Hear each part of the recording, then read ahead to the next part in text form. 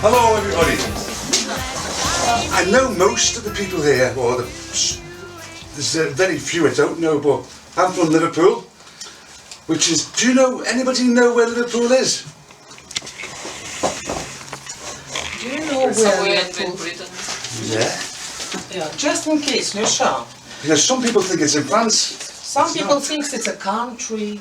Lusha, I'm not joking. So that is why, yesterday night, I found one map. Old. It's the old map, my old map. Just in case, to remind you where Great Britain is. Right. Great Britain's in England. Great Britain is in England. Oh, England is in Great Britain. England's in Great Britain, yeah. I apologise. And there's 4 countries that make Great Britain. Yeah. That's England, Ireland, and Scotland and Wales. Here is England. There is Scotland. Here is Wales. And that's Ireland. And I'm from there. No. You see what I'm pointing to? That's where Liverpool is. So it's not a country on its own, though we like to think it is, but it's not really.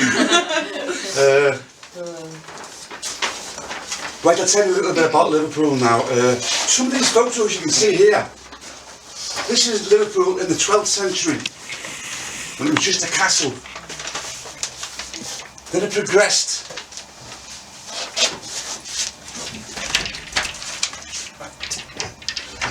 That's in the Middle Ages. Now, I'll read what I'm going to say and I'll refer to some of these photos because it concerns some of these photos. Right. I'm going to start, okay? Liverpool in 2007 was celebrating 800 years. So it grew from, Liverpool actually evolved from a small fishing village, because I live on the coast. It is likely the name derives, or the name started, it could be, there's a couple of theories on it. There was a pool that was muddy red colour, like your liver. So it could have been Liverpool. That makes sense, that, doesn't it? But there's a lot of theories on where the name evolved from. So Liverpool was not large enough to warrant a mention in the Domesday Book of 1086. Now the Domesday Book was like a book that had everybody's name in it that was in Great Britain. All your towns, all the villages, they were all mentioned in the Domesday Book, but Liverpool wasn't mentioned then. But like I say, that was 1086. So it's over quite a long time ago, over 900 years ago. So it was not large enough to warrant being going into the Domesday Book. And then Liverpool appears to have sprung to life when King John, one of our kings from a long time ago, granted a royal charter. Do anybody know what a royal charter is? Someone help me out. No, what is it, a royal charter? A royal charter is you make something for the king. So you can then sell. That doesn't make sense, that, so it might not be, so don't quote me on that. So anyway, it sprung to life when King John granted royal charter in 1207. King John needed to establish a port in the northwest of England. Like I say, my town is on a river, so it's always been, we've always had ships coming to us. That's fine.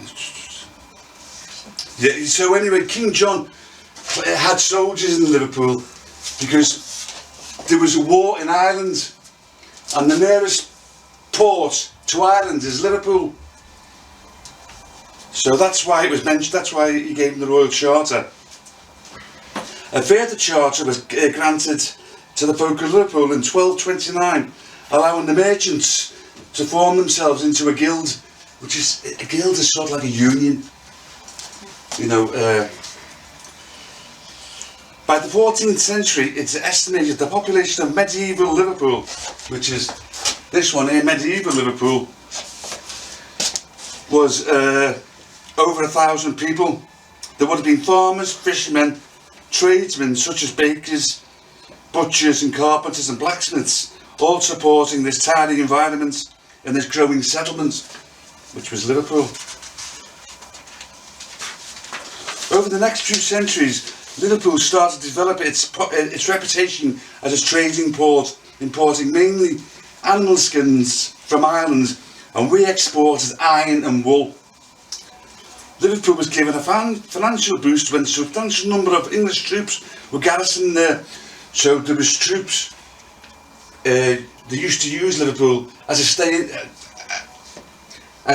post to go over to Ireland, so they were stationed in Liverpool.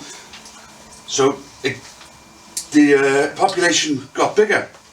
And then in 1642, the English Civil War, there was a civil war in England with the Catholics and the Protestants. That's not to do with it, but anyway, after changing hands a number of times, Liverpool was attacked, and the town was eventually sacked by a royalist army led by Prince Rupert in 1644. Many of the townsfolk were killed in this battle. Liverpool remained in royalist hands only for the matter of weeks, when in the summer of 1644 it was defeated at the Battle of Marston Moor.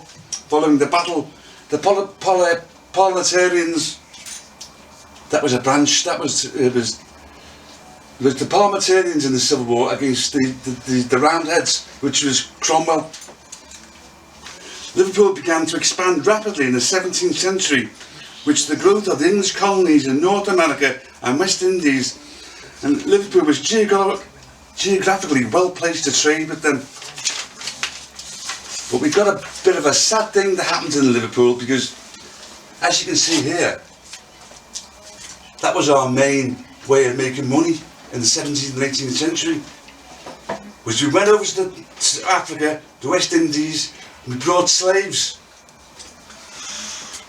we captured slaves, and we shipped them out to America and sold them to America. That was what Liverpool used to do. We were sort of like the biggest in Europe for exporting, and it's nothing to be proud of, but it's part of our heritage. It's nothing we can do with it. I mean, it was a long time ago. In the 17th century, a chronicler recorded it's a very rich trading townhouse of brick and stone, built high, and even so that the streets are so very handsome. There is an abundance of persons who are well dressed and fashionable. It is London in miniature. What they're saying is that because there was that much prosperity, you could buy good clothes, you could eat in good eating houses. So people came to and stayed and lived in Liverpool then, just for that prosperity. As they've just said there, we like miniature London. This massive growth of prosperity was mainly paid for by the infamous triangular trade of sugar, tobacco and slaves between the West Indies, Africa and Americas, being strategically placed to exploit such transatlantic trade. Liverpool soon became the fastest growing city in the world. The fastest growing city in the world, Liverpool. I didn't know, some of this is new to me. The American War of Independence that started in 1775 disputed Liverpool's trade with the colonies for a while. They were our colonies, Africa and West Indies. They were English colonies, because at that time England ruled the world. Not a very good thing, but we ruled everything. So the American War of Independence that started in 1775 disrupted Liverpool's trade with its colonies for a while. American pirates started to attack English merchant ships, confiscating their trading with West Indies capturing vessels and confiscating their cargoes. Although the first dock, do you know everything know what a dock is? Dock, like the place where the ships go in? Yeah. Well, we had docks in the 16th century there, specifically because we were a seaport town.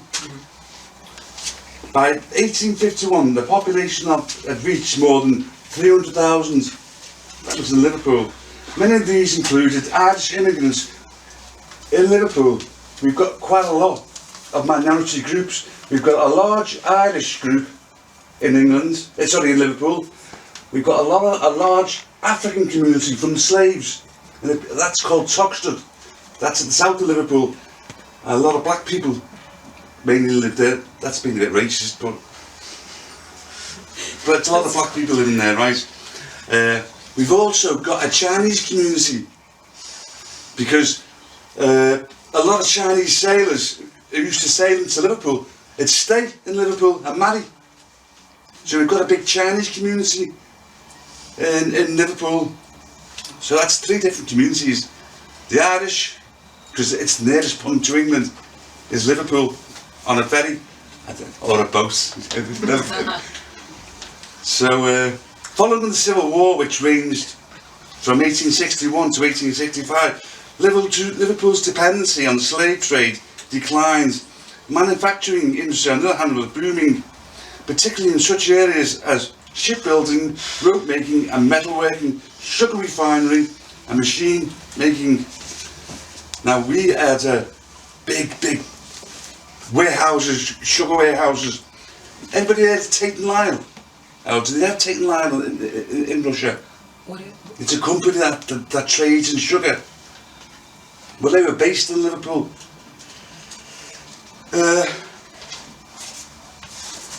Nice, they were based in Liverpool. So, following the building of several new docks, we got 4 big docks, and then they've just been continuously building. That's why people came to Liverpool, because they could drop their luggage, not the luggage, drop their docks, drop their cargo. That was the word I was looking for. Drop their cargo off easily and get back out to sea. Liverpool's growing wealth was reflected in many impressive public buildings, like this one here. This is called the Liver Buildings, the Liver Birds. That's at night time. Two wonderful birds, right? See the two birds there? Two birds. The 2 birds that sit on top of this building, and they're called the Liver Birds. That is the passport, where you get all your passports done there. Oh. Yeah, and another.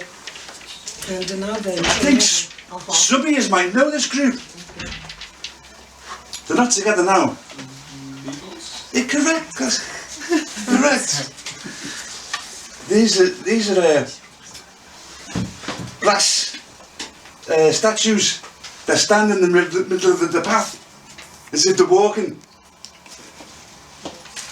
It's in the center of. Yeah. It's not far from there, actually. It's on the way to the live buildings. Right. Liverpool's growing wealth was reflected by many impressive public buildings and structures that appeared throughout